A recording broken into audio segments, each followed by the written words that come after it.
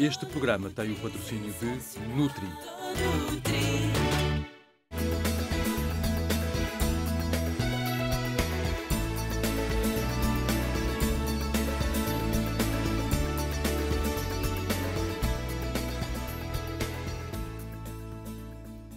Cá estamos nós para mais um Viva Saúde, o programa que já o tem habituado a adquirir informação preciosa. Hoje vamos falar de mais uma doença característica do continente africano, a cólera. Uma doença que, se não for tratada, pode levar à morte por via da desidratação. Sabe quais são as condições que propiciam o desenvolvimento desta doença? Continuamos com o Dr. Rui Rubino Xavier. Fique connosco e descubra tudo o que precisa de saber sobre esta infecção intestinal. Olá, doutor, uma vez mais bem-vindo. Obrigado pelo convite, mais uma vez. Explique-nos o que é a cólera. Infelizmente, é outra das doenças infecto-contagiosas que predominam em países com níveis de sanidade, desenvolvimento do ambiente precários. É uma bactéria que se transmite a partir da ingestão e do contato com líquidos, alimentos, onde esteja presente e que se desenvolve de uma maneira muito rápida, provocando, muitas das vezes, condições para que se instale aquilo que nós chamamos de grandes epidemias, porque atingem volumes, números de população muito grandes e que obriga, muitas das vezes, que os países que não têm condições para tratar as pessoas em condições minimamente aceitáveis sejam obrigados a ter que lidar com esse tipo de epidemias e não ter grande sucesso no tratamento dessas Realmente, coisas. a cólera é muito comum em momentos de catástrofes naturais, de locais com muito pouca higiene também.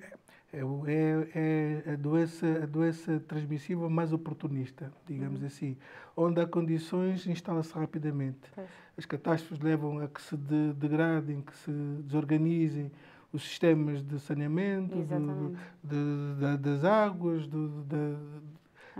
Propício do para ambiente também que as pessoas estejam, e portanto acontecer está lá e as pessoas estão sem contágio. defesa, sem condições, e a doença serve como mais uma arma que acaba por destruir e destruturalizar as sociedades. E como se manifesta a cólera? no paciente? A cólera é essencialmente a base é chamada doença da grande diarreia. Uma característica número 1 e a principal é a diarreia. Uma diarreia tem uma característica própria, persistente. A pessoa tem mais de 10, 15 injeções de diarreia, quase como uma torneira aberta. O corpo humano serve como uma torneira em que vai perdendo fluidos, líquidos. Às vezes os vómitos também, E não é? vômitos também acompanham, os vômitos e a também diarreia. A pessoa perde líquidos em maneira. tão poucas horas, tão depressa, que acaba por ficar completamente inanimada. E se não forem instituídas medidas de compensação destes líquidos que estamos a perder, o corpo humano não consegue sobreviver e acaba muitas vezes por morrer. Portanto, a diarreia Se e não os for vômitos. feito nada, portanto, o doutor disse que pode haver falecimento, mas dentro de quanto tempo é que isso pode ocorrer se não São for tomada intervalos nenhuma muito medida? rápidos, fulminantes. É uma diarreia fulminante. Em 24 horas, por vezes, perde-se um paciente. A quantidade de líquidos que a pessoa perde é tão medonha que acabamos por ter que instalar doentes em espaços que sejam adaptados para colher, muitas das vezes, as diarreias em alguidares, em bacias, porque aquelas fezes que saem como água, não há tempo de se ter um doente que possa ir a um quarto de banho. Os doentes estão inanimados, estão deitados, estão em leitos próprios, que têm um mecanismo, têm condições para recolher aqueles líquidos que são perdidos. Como se pode distinguir esta doença de, por exemplo, a gastroenterite, que, segundo sei, tem sintomas tão parecidos?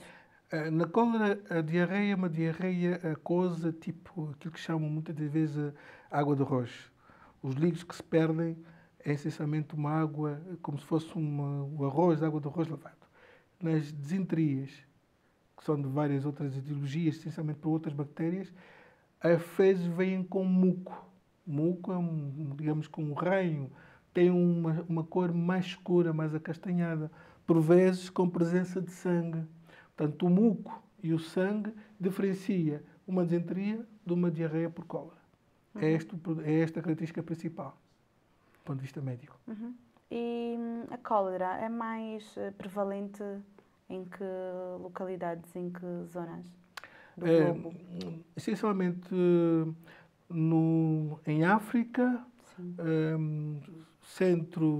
centro-sul da África, Ásia, os países da Ásia, predominantemente na Índia e Paquistão, em que existem surtos epidémicos constantes, contínuos, que estão ligados a hábitos culturais, a tradições próprias, ao modo como as pessoas lidam e interagem com o ambiente, e também na América do Sul é muito frequente. Como é efetuado o contágio? Inalação, ingestão de água, onde está presente a bactéria, ingestão de alimentos, às vezes a presença da bactéria de fezes, de urinas, vômitos, pessoas que se deslocam para áreas que sejam utilizadas de uma maneira comum, para lavar a roupa, para cuidar da sua higiene, para colher água para beber, para fazer a sua alimentação, e ao terem contato com esta água, ou ingerirem estes produtos, acabam por contrair a doença. Tal como falamos da vez passada sobre a hepatite e o seu período de incubação, a cólera também tem um período de incubação. Tem, que é rápido, muito mais curto, que chega a pouco menos de uma semana, 4, 5 dias após o contato, 80% das pessoas desenvolvem doença aguda, 10% tornam-se portadores, o organismo consegue conter, digamos, ou porque a quantidade de bactérias que ingeriram não são suficientemente agressivas e altas, e o organismo consegue conter, transformam-se em portadores da bactéria. Estas Portadores saudáveis, entre aspas, como se costuma que dizer. vão eliminando através das fezes estas bactérias. Mas podem transmitir. Podem transmitir, são transmissores. Estas Pois. fezes, se forem parar para sítios onde haja águas paradas, que outras pessoas contenham, Entrem em contacto. podem. Muitas vezes são pessoas que correm a sanitários públicos, espaços abertos, não devidamente preparados e condicionados. As chuvas arrastam estas fezes para fontes de água, para pontos onde as pessoas colhem esta água e apanham a doença. Que tipos de Vibrio cholerae existem? Existem dois grandes vírus, dois grandes tipos de vírus da cólera. O El Toro, que foi descoberto nas grandes epidemias da Ásia, e o Vibrio cholerae 2, que é um subtipo que apareceu em África. Eles, em termos de diferenciação do ponto de vista do diagnóstico do laboratório, não são muito relevantes. É mais, digamos, a história, do ponto de vista de história clínica, que tem importância. Do ponto de vista da doença, dos sintomas, do modo como se tratam e dos problemas que causam, são quase sempre similares. E como progride esta bactéria? Habitualmente é através do intestino, penetra por via oral no estômago, consegue ultrapassar a barreira gástrica que predomina, que tem um predomínio ácido. Nós temos no nosso estômago uma série de produtos, de líquidos que têm uma acidez. Ela consegue ultrapassar esta barreira natural, vai ao longo do intestino e numa zona específica do intestino delgado desenvolve e cria condições para que a diarreia seja. Portanto, é uma diarreia que parte essencialmente da desorganização da estrutura, de uma determinada estrutura do nosso intestino e que faz com que seja diferente das enterias que vêm do estômago. Pode causar consequências graves ao nosso intestino? Quando chega lá? Podem causar as chamadas necroses, isquémias, destruição. O intestino perde a sua capacidade de mobilidade e fica como que, digamos, uma tripa sem ação, sem atividade. E aquele bocado de intestino, se não for tratado... Tem que ser cortado. Muitas vezes os doentes acabam em cirurgias por perfuração, destruição dos intestinos. E pode acontecer percorrer os intestinos todos? A Pode. parte toda do intestino? Todo o intestino pode ser atingido. Apesar de ser predominante uma área.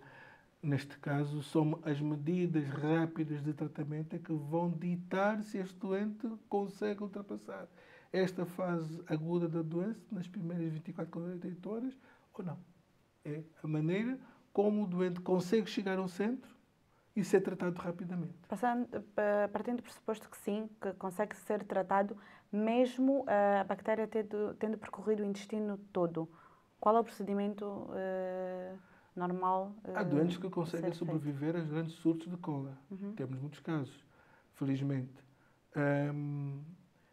O momento em que o doente chega ao hospital e o momento de como se atua condiciona esta sobrevida ou não. As medidas importantes que têm que ser instituídas é uma hidratação agressiva, em que tem que se encontrar um grande meio de colocação de soros, uma veia com um grande calibre, para pôr a correr soros em grandes quantidades. Tem que ser aposta essencialmente aquilo que se perde é o que tem que se repor. E o organismo aceita? E aceita. O organismo aceita porque precisa. O organismo Mas perde. tanta quantidade assim? Porque depois vai havendo equilíbrio. Conforme vai diminuindo a quantidade das dejeções, das diarreias, também se vai diminuindo o aporte de soro, de modo que o organismo depois consegue recuperar. É o chamado um colapso de perda de eletrólitos, de substâncias, de sódio, de potássio, coisas que são necessárias para o nosso organismo funcionar. E pode acontecer da bactéria chegar até o nosso intestino e não produzir nenhum efeito? Pode. Há pessoas que conseguem... É uma sorte. São poucos, mas há os chamados portadores assintomáticos em que não conseguem, não desenvolvem doença. Não se percebe bem qual é a causa disso. São pessoas que têm mecanismos de defesa mais envolvidos, pessoas com uma estrutura, digamos, mais forte e que conseguem, na vida, a gente que apanha doenças e que não desenvolvem, outros que apanham essas doenças e desenvolvem. São muito poucos, mas consegue, está aprovado. Ainda tem muitas dúvidas para ver esclarecidas, mas vamos fazer uma pequena pausa. Fique com alguns factos importantes sobre a cólera. Veja as informações que temos para si, que nós voltamos já a seguir. A cólera continua a ser uma ameaça global, nomeadamente em Angola. Todos os anos, a nível mundial, estima-se o aparecimento de 3 a 5 milhões de novos casos e a morte de cerca de 100 mil a 120 mil pessoas. A cólera é provocada pela Vibrio cholerae, uma bactéria comprida de aspecto semelhante ao de uma vírgula, com uma grande mobilidade e da qual é possível distinguir vários tipos. Afeta tanto os adultos como as crianças e pode matar no espaço de horas. Cerca de 75% das pessoas infectadas não desenvolve qualquer tipo de sintomas. Cerca de 80% não apresentam sinais de desidratação aguda. Quando a doença se manifesta, cerca de 80% a 90% dos episódios são considerados pouco graves, sendo assim difícil distinguir clinicamente a doença de outros tipos de diarreia mais comuns. Por vezes, após o desaparecimento da cólera, os micro-organismos permanecem na mucosa intestinal e continuam a ser eliminados com as fezes ao longo de vários meses, mas também se podem instalar na vesícula biliar, onde permanecem durante anos, fazendo com que a pessoa se transforme numa portadora saudável, capaz de transmitir a própria doença. Ficou com alguma dúvida? Tem questões que quer ver respondidas? É muito simples. Basta ir ao nosso Facebook e deixá-las no nosso mural. Faça como o Hugo Chambel, que nos colocou a seguinte questão. Como é efetuado o tratamento da cólera? É efetuado através de soros com um componente importante de sais que permitem, por um lado, hidratar o organismo e, por outro lado, eliminar e matar a bactéria em si. Há pessoas que a bactéria que produz a cólera não sobrevive em meios alcalinos, portanto tem que se alcalinizar através de soros com uma grande percentagem de sódio, de modo que ao hidratar, ao mesmo tempo que se repõe aquilo que se perde, está-se também a matar a própria bactéria que é a causa da doença. Doutor, por vezes fazemos testes em clínicas de sangue, urina e fezes. Se porventura eu for fazer esse teste e for portadora da bactéria da cólera, é-me logo diagnosticada a cólera nesse momento? É diagnosticado que é portadora do vírus, da bactéria. Sim. Não tem doença. Como tem a bactéria presente nas fezes, não desenvolveu doença, a atitude é tratar essa bactéria para que ela não possa servir de contágio para outras pessoas. Portanto, aí faz um tratamento da bactéria com base no antibiótico que é a doxiciclina. não tem doença aguda, não tem a diarreia como consequência da cólera. Tem sim presença de bactérias nas suas fezes, que devem ser tratadas. Porque se elas persistem no seu organismo, podem se transformar em ativas, por um lado provocar doença a si e por outro lado servir de meio de transmissão para outras pessoas.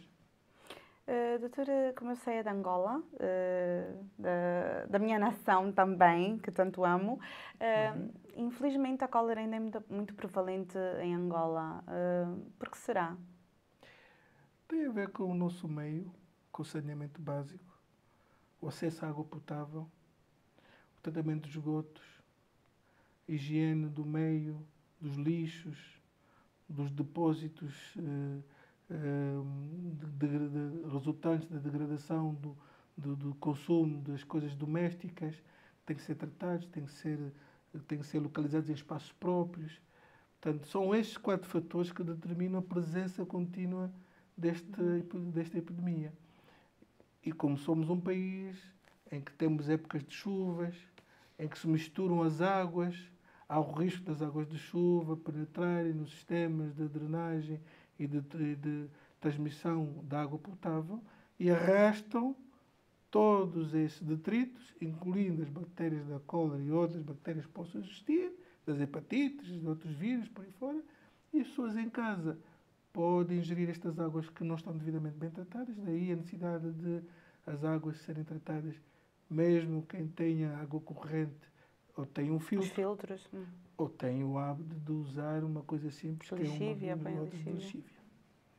Quem não tem, as fontes, os sítios onde vão buscar a água, em casa, devem ter sempre cuidado de tratar aquela água da mesma maneira. E desinfetar também os alimentos, Todo as frutas, os legumes. Tudo que sejam alimentos que sejam comidos, sejam geridos naturalmente, devem ser tratados para evitar esses focos de contágio. E atenção que aqui os focos, às vezes a fruta está bem cuidada, mas temos outros elementos que na natureza servem de transmissores. As moscas. Os mosquitos não estão provados, mas as moscas sim. E a mosca é um transmissor de... Pousa em qualquer sítio, inclusive nas fezes, e pronto, e transmite logo diretamente. Não sabe onde é que ela vem, pousa numa fruta, a gente tem a fruta, a pessoa que está lavada, vai alimentar-se e acaba por ingerir, digamos assim, a bactéria. A bactéria pode passar para outros órgãos, que não só os intestinos?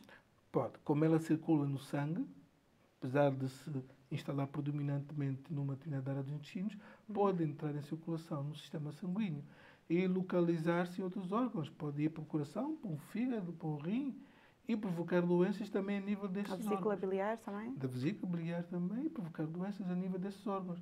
As colangites, a inflamação da vesícula, os problemas dos rins podem induzir... Por uma cólera pode ter problemas de rins? Pode-se, porque os rins param. Quer dizer, uma coisa leva a outra e ao fim e ao cabo depois a pessoa são quase que já nem efeitos sabe secundários desta doença. o que é que tem. São os efeitos secundários. Os rins sofrem porque deixam de estar devidamente alimentados de líquidos, ficam colapsados, deixam de funcionar, induzem aquilo que nós chamamos de uma insuficiência renal aguda. A pessoa não consegue eliminar os produtos que têm que ser eliminados, deixa de urinar, entra numa fase de contenção de urinas e aí a coisa torna-se mais complicada. No coração, o que é que ocorre? Ocorre no coração, como há uma grande perda de líquidos, o sangue perde a sua consistência natural, o coração é uma bomba que vai funcionar de quase que em seco. Não tem sangue suficiente, não tem fluido, não tem matéria... Portanto, esta bactéria alimenta-se de sangue. Tudo tal e qual. Portanto, temos um coração que está ali a tentar bombear sangue. Vai comendo o sangue de cada órgão por onde passa. Acaba por perder essa capacidade e para. Quais são as formas de tratamento disponíveis mais agressivas? Os tratamentos com soros é por via endovenosa, em grandes quantidades. São soros próprios que vêm já preparados a nível dos laboratórios. Se houver centros que têm disponível este tipo de soros, senão são soros que têm que ser preparados localmente, em que se põem quantidades apropriadas de sal, pequenas quantidades apropriadas de açúcar, e que deve-se dar a beber aos doentes ou tentar introduzir pela via endovenosa. Mesmo depois de tratar do vírus, pode permanecer no nosso organismo? Há situações em que, tratado a fase aguda, a diarreia, as pessoas transformam-se ficam ainda com pequenas quantidades de vírus nas fezes, presentes nas fezes. São os chamados portadores crónicos. Recomenda-se que um cidadão que passe por um surto de cólera, de um surto de diarreia aguda, possa, no caso sobreviver e de retomar a sua vida normal, fazer com alguma regularidade um controle das fezes para pesquisar se há ou não a bactéria da cólera. Que prevenção deve ser feita no caso de uma pessoa querer viajar para zonas onde existem surtos de cólera? O consumo sempre, primeiro, de água potável, e no fundo água potável significa água engarrafada. Né? As bebidas devem ter atenção, porque muitas vezes a pessoa serve um copo de uísque ou outra bebida e adiciona o gelo, não sabe de onde é que aquele gelo vem. Exato. Portanto, ter sempre atenção se o gelo é proveniente de água que foi tratada ou não. Os alimentos bem lavados. Evitar comer em espaços que não sejam os mais adequados, espaços públicos, mercados, praças, que muitas das vezes são espaços que culturalmente se têm o hábito de fazer determinado tipo de comidas que são próprias daquele local e muita gente vai, por curiosidade, tentar conhecer a culinária daquelas zonas e vão comer aqueles alimentos que não são os mais indicados. E que para se calhar umas pessoas até já têm alguma imunidade e para outras desenvolvem logo a cólera e é chamado os locais. As pessoas que vivem neste país têm mais capacidade de resistência. Pois. Estão mais habituados, lidam, convivem com essas bactérias e não têm tanto risco. Quem vem de fora, que nunca lidou, ou ter um contato com esses alimentos, desenvolve doença muito mais depressa de quem vive nestes sítios. E tomar a vacina é essencial? A vacina tem indicações muito específicas, porque ela tem um período de incubação muito curta, 3 meses habitualmente. Se desloca para um período inferior a 3 meses, uma viagem de entrada e saída rápida, se a viagem coincide com um surto epidémico de cólera para o sítio onde vai, quem vem de fora deve fazer e pode fazer a vacina. Ajuda, protege. Se for um período... Mas dura muito pouco tempo. Se for para além dos 3 meses, aí tem pouca eficácia. Portanto, é necessário que cada pessoa tenha noção de quais são as localidades de risco para ter, então, atenção aos métodos de prevenção. Aí está. Para onde se desloca, mais adequados. Quais são as condições que existem naquele país para depois instituir medidas que o protejam. Por que a cólera também ainda é tão prevalente na Ásia, Paquistão? Tem a ver com outro hábito cultural que é, principalmente na Ásia, na zona do Paquistão e da Índia, a transmissão essencialmente por via das águas, é a chamada transmissão hídrica. As pessoas ingerem as águas onde se fazem todos os rituais de higiene, rituais até religiosos, Sim. a cremação de corpos, na Índia principalmente, sim, a presença de animais na água, vivos e mortos. Portanto, há um caldeirão de condições pouco salubres que permitem que esta bactéria esteja presente em grandes quantidades. Doutora, queria que terminasse com uma mensagem para aquelas pessoas que não têm hábitos higiênicos adequados para evitar realmente então a propagação desta bactéria que é tão prejudicial à saúde e haver a prevenção imediata. Portanto, primeiro de tudo, o consumo de água deve ser tratado. Mesmo que não haja água corrente, mesmo que as pessoas tenham que transportar água de alguma fonte para dentro de casa, em casa procurar desinfetar a água. Os alimentos devem ser preparados a partir desta água desinfetada. Evitar que no espaço da habitação haja vetores que possam transmitir a doença. As moscas, ter atenção às moscas, tentar eliminar a presença destes vetores. Depois são cuidados de higiene íntima, pessoal. Lavar as mãos antes de qualquer refeição, ao fazer higiene, ao ter os seus cuidados fisiológicos, ter sempre o cuidado de fazer higiene local, procurar fazer as suas necessidades fisiológicas se não tiver condições dentro da sua habitação, em espaços que não sejam, que não tenham o risco de transportar as bactérias para casa, espaços próprios, cobertos, em que se use medidas de proteção, aquilo que são as latrinas públicas ou abertas, em que se deve usar o carvão, as cinzas, para, digamos, conter, tapar as fezes e não deixá-las naturalmente. Portanto, se houver esses cuidados, se houver esta educação, se houver estas medidas, consegue-se eliminar o risco. Não se elimina por completo, mas diminui-se muito a chamada incidência, o risco das pessoas apanharem as doenças. Doutor, foi com muito agrado que o recebemos novamente aqui e esperamos tê-lo mais uma vez na Casa do Viva Saúde. Prazer será Esperamos meu. por si. Muito obrigado. Prazer todo meu. Espero que tenha gostado destes 2 programas com o Dr. Rui Rubino Xavier. Perdeu o início do programa? Não se preocupe que temos todos os vídeos no nosso canal do YouTube e no Facebook. Sabe que este é um programa feito a pensar em si. Fique por dentro dos temas mais atuais. Esteja agora atento ao Tome Nota.